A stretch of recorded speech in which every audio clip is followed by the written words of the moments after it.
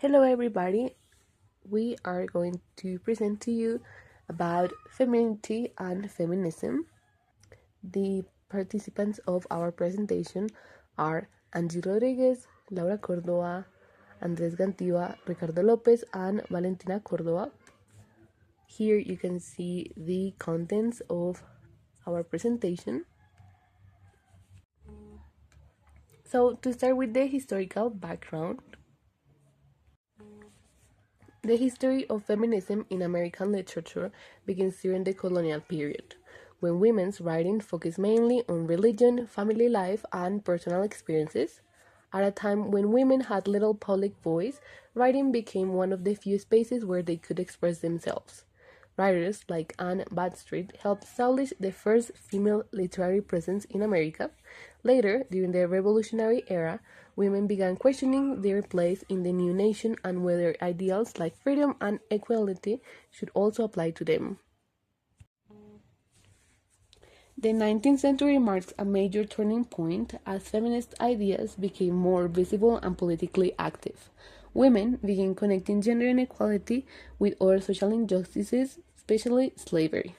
A key event is the Seneca Falls Convention in 1848, the first organized women's rights convention in the United States. It formally demanded equality between men and women and marked the beginning of organized feminist activism. At the same time, literature became a tool for social reform, helping expose issues such as racial injustice and women's oppression. In the 20th century, feminist literature became more personal and experimental. Writers began exploring women's inner lives, identity, and emotional struggles. Literature also started addressing topics that had often been silenced, such as mental health, motherhood, and the pressures women faced in society, the gender roles and the expectations that we had about women. This period gave women a stronger voice to challenge traditional ideas and stereotypes. So next, we continue with the second wave in feminism, which by the 1970s expanded into literary criticism. Scholars began questioning why literature had been dominated by male perspectives and started recovering the voices of women writers that had been overlooked throughout history. This movement helped reshape the American literary canon and establish feminist criticism as an important academic field.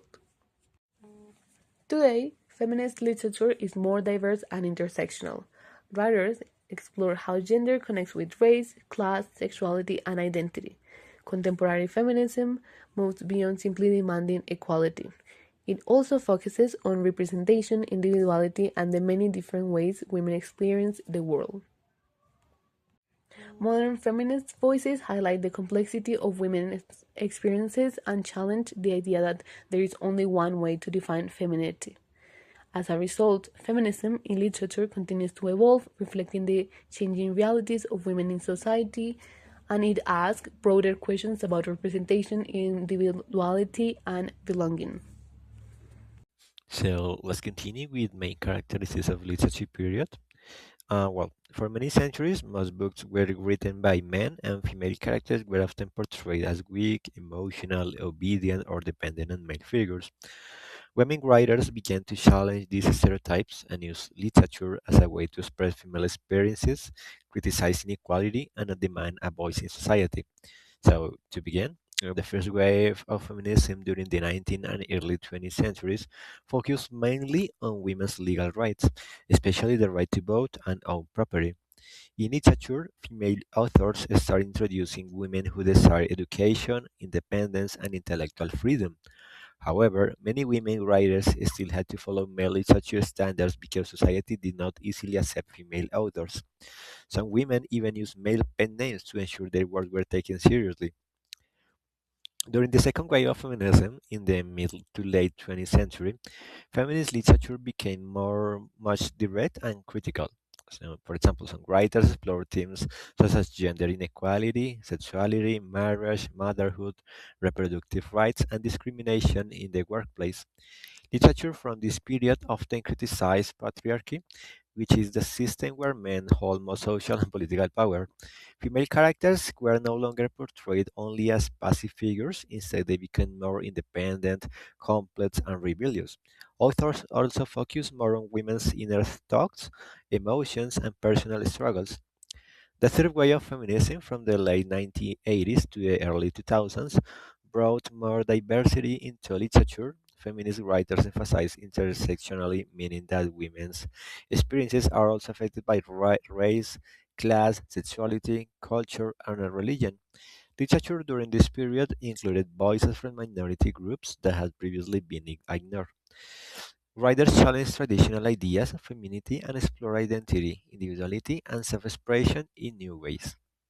So, continuing with the main characteristics of literature period, and the fourth way of feminism, where it begins in 2010s, this way continues influencing literature today. Modern feminist literature often discusses sexual harassment, violence against women, body image, consent, and bodily autonomy. Social media and digital platforms have also allowed more women to share their stories and perspectives. Contemporary feminist literature tends to be very inclusive and focuses on giving visibility to experiences that were historically silenced. So let's start digging deep into the characteristics of feminism in literature. So, one important idea is the question, who wrote this, a man or a woman? In many literary periods, female writers had to follow male literary standards in order to be accepted. Women were often discouraged from openly criticizing society, and many female authors adopted male pen names so their works could be published and respected. For example, authors like George Eliot and Charlotte Bronte use male identities or pseudonyms to avoid discrimination. Another key characteristic is female autonomy. Feminist literature often explores a woman's desire for independence, freedom, and self expression. Female characters frequently struggle against societal expectations in order to build their own identity and make their own decisions. These stories often show women searching for education, economic independence, and emotional freedom. Finally, there is the mad woman motif. In many literary works, women who express strong emotions, creativity, intelligence, or rebellion were portrayed as irrational or mentally unstable. Feminist critics interpret this madness as a symbol of repression and the psychological effects of limiting women's freedom and individuality. A famous example appears in Jane Eyre, where the character Bertha Mason represents suppressed female anger and isolation. Digging more into the characteristics of the movement, we move to a key concept, which is intersectionality. Basically, this is a concept that says that gender oppression doesn't happen like isolated. It's not something that happens by itself and that's it. Let's say that this is like the door that leads to another forms of discrimination. Most specific in these times tends to be race and class. So this is a concept that says that gender oppression leads to more forms of discrimination, and this is something that we can see in some of the products. Also, we have the awareness of financial plight. Basically, feminist literature often highlights how women's economic dependence on men was central in those times, in their social oppression.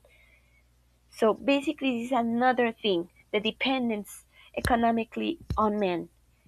The classic, let's say, stereotype of the women staying at home, taking care of the house, taking care of the kids, while the man is going to go outside and bring the food, bring the money to the house. The third thing, this is something that I consider maybe important, which is the challenge to traditional gender roles. Basically, that this works as a way to question, to protest, to push back against the established role that basically kept women out of public and professional life. As well, related with the previous concept, women stay at home. They don't study, they don't work, Basically, all of their lives needs to go to the house, or basically, yeah, to take care of the house that is including children or not. It depends. But we're going to take a look at this more in the next examples. Now, moving forward to have a more visual way to see these characteristics. I brought two examples. It's the first one of the two, and this one is the author to her book by Anne Bradstreet. And she wrote this poem in the 17th century as well, when the women used to be in this domestic bubble, you know, as we mentioned before, the role.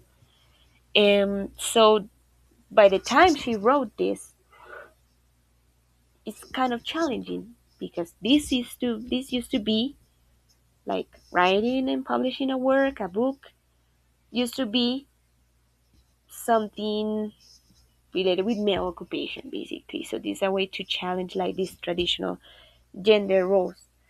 Also, these highlighted parts, I just wanted to give the chance to see how she uses the language to have to give a message of rebellion. She also mentions um, like how her work was kind of stolen, like a child that was taken without her consent. So basically, this is a scream that claims so authorship. Like she just is claiming ownership about her work, her role, besides this domestic bubble I mentioned before. Let's say that there is a part that is highlighted almost at the end that says here thy father. That is one part of it that basically mentions that there is no male father that she needed to create this. Basically, she's screaming her independence, kind of at the same time, by using this self-deprecating language. It's like, yes, she's screaming independence, but it's also having like this feeling of have to apologize for it or treat herself bad for it. So basically, it's to see this contrast about a feminine face that was about screaming, saying out loud, "This is bad. I can do it," but also having like this, let's say, like this inside fight about if this is okay or not. Gives like these two perspectives. Now having a look to a strong product um, work better that I found is this one, Still Arise by Maya Angelou. This is such a powerful message example for the time we are discussing and for the literary movement we are talking about.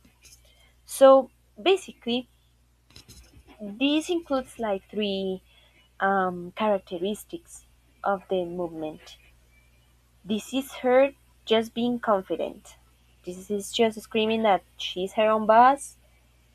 She has her own terms. It's just that, as it says there, recognition that patriarchal and racist literary traditions have to be often denied. So, one of the first characteristics we can see here is the challenge to the traditional gender roles. In one part, she mentions, "Do you want me to see me broken, bowed head, and lowered eyes?" Like this classic behavior, like the submissive woman that you need to be for the society at the time, but she rejects this completely. What she wants is that, as she said there, walk like I've got oil wells pumping in my living room, or laugh like I've got gold mines digging in my own backyard.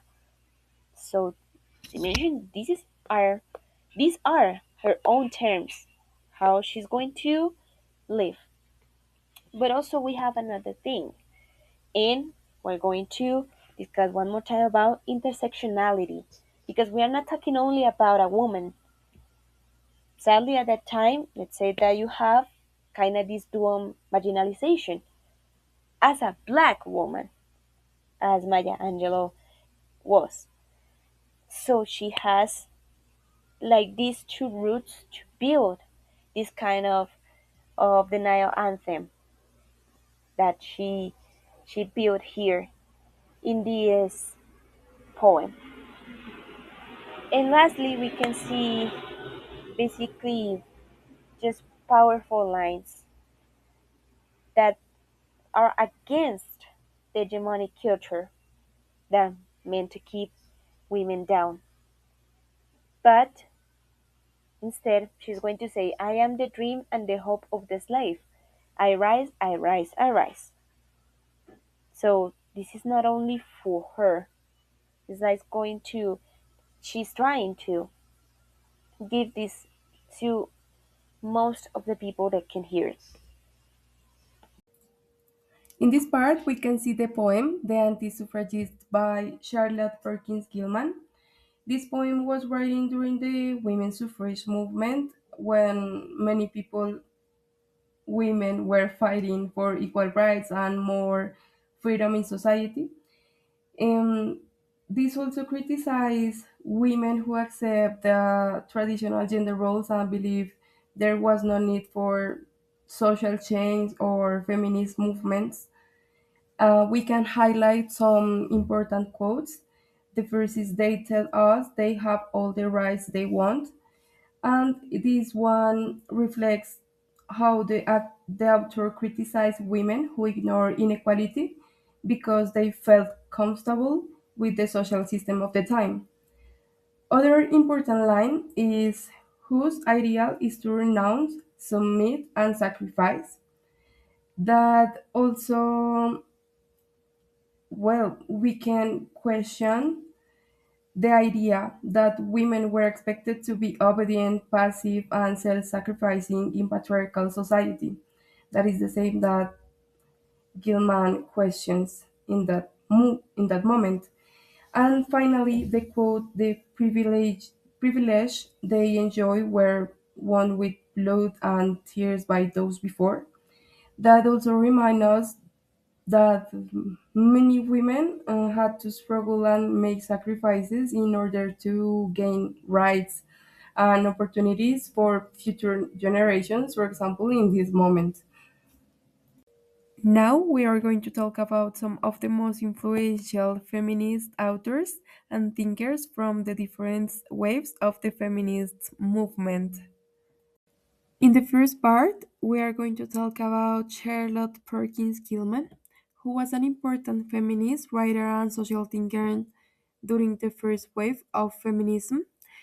She lived in a society where women were expected to stay at home, obey their husband, and depend on men economically and socially. She criticized these traditional gender roles because she believed they limited women's freedom, creativity, and identity. One of the most important aspects of her work is that she connected feminism with mental health.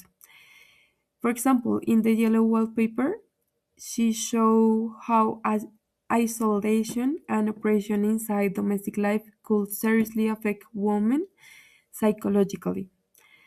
She also believed women needed education, financial independence, and opportunities outside the home in order to achieve equality and personal freedom.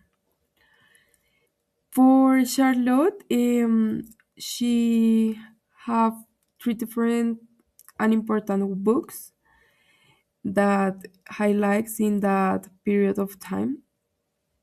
That was the next one. The first one, the Yellow Wallpaper, is the most important, as I mentioned. The other one is Women and Economics, a feminist work that argues women's economic dependence on men creates inequality. And Herland, that is an utopian novel that imagines a society made entirely of independent and intelligent women. In the second part, we have Virginia Woolf. That is also part of the first wave of the feminism movement and is one of the most influential feminist writers and modernist authors of the 20th century. During her time, women had started gaining some legal rights, but they were still excluded from many intellectual and artistic spaces, all of them dominated by men. She also criticized this patriarchal system and argued that women had historically been denied the opportunities necessary to develop their creativity and intelligence. In the famous essay, A Room of One's Own, she explained that women needed money, privacy, education, and independence in order to create literature. She also believed the absence of female voices in history was not because women lack talent, but because society restricts their freedom and opportunities. One of the most, well, some of the most important works from Virginia. Well, the first one, as I mentioned, A Room of One's Own, but also Mr. Dalloway, that is a modernist novel that explores women's inner thoughts, identity, and emotional struggles in society. And Three Guineas, that is an essay criticizing patriarchy, war, and the exclusion of women from education and professional life. In this part, we are going to talk about Simone de Beauvoir, was one of the main thinkers of second wave feminism. She analyzed how society constructs gender roles and limits women's freedom and identity. In the book The Second Sex, she explained also that femininity is socially constructed, which she expressed in her famous phrase, "One is not born, but rather becomes a woman."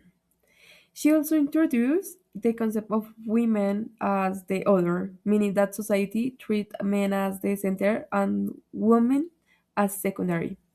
Her ideas became fundamental in modern feminist theory.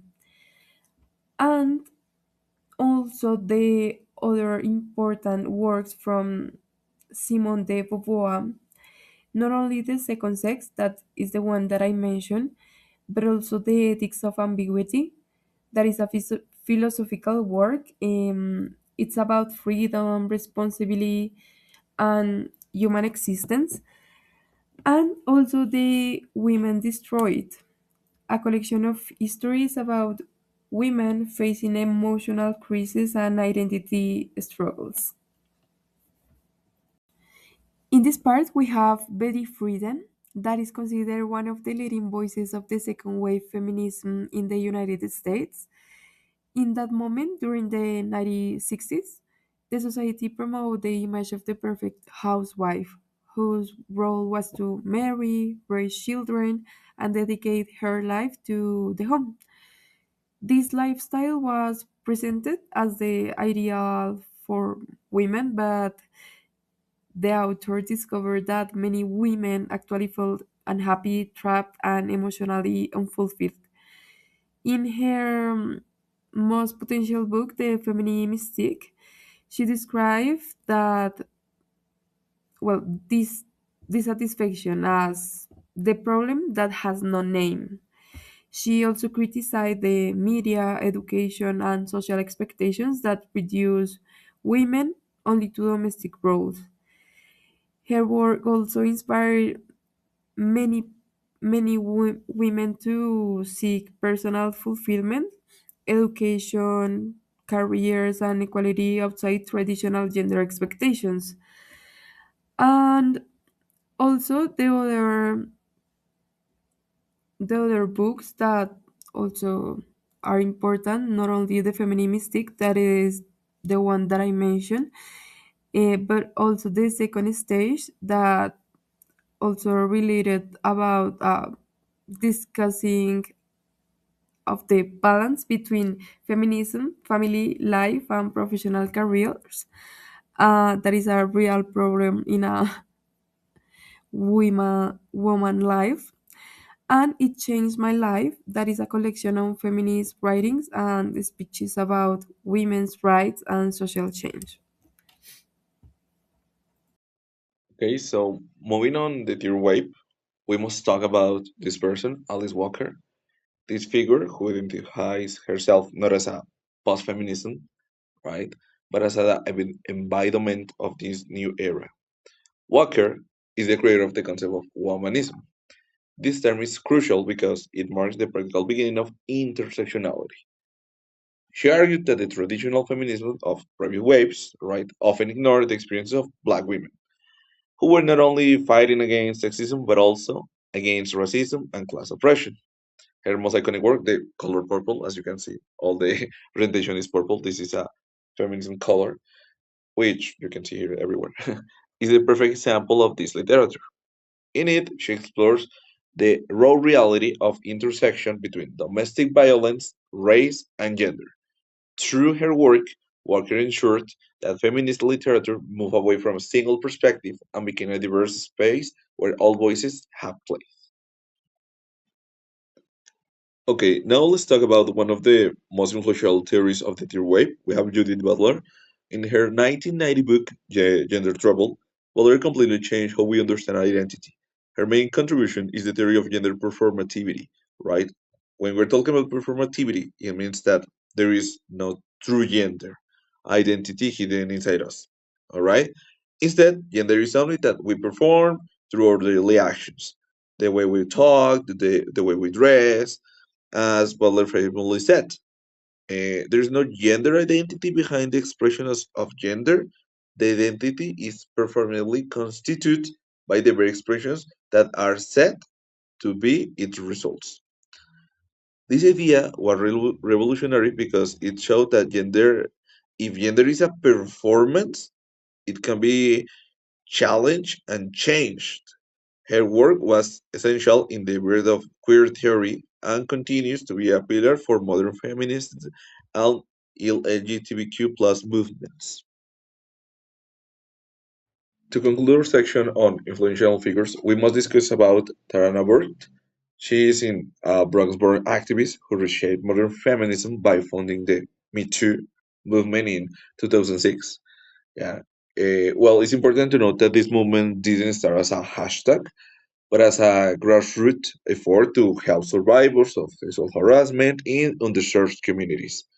Burke's philosophy of empowerment through empathy, right, allows survivors to find the strength by sharing their stories and realizing they are not alone. Yeah, her work is primarily example of the four-way feminism, and where local activism meets the power of global digital communication. And she reminds us that the fight against sexual violence is deeply connected to racial and economic justice. Yes, this is a place, or this is a way where the social media, right, and the importance of the sexual harassment has been connected. Now, I want to introduce Rebecca Traister. She's one of the most prominent voices in the contemporary feminist journalism. Traister is known for her deep analysis of how women's anger and independence drive political progress. In her book, Good at Math, she argues that female rage is not just personal emotion, but a powerful political tool that has fueled every major social movement in history. Her work is a perfect bridge for our presentation because she connects the historical struggles, yes, like we have discussed, like the right to vote, to modern day, yeah, activism, by analyzing the intersection of gender, race, and power. Tracer shows us that the fight for equality is an ongoing process that requires constant collective action. Yeah, this one is one of the most important activism that we have in the fourth wave.